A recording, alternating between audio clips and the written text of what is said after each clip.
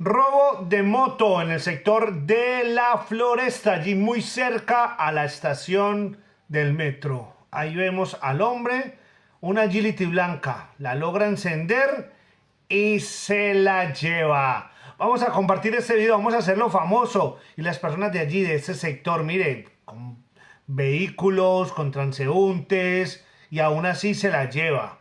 Estar más atentos, por favor, y hagámoslo famoso, compartámoslo a esta belleza que se lleva lo que no le pertenece, porque es que da rabia.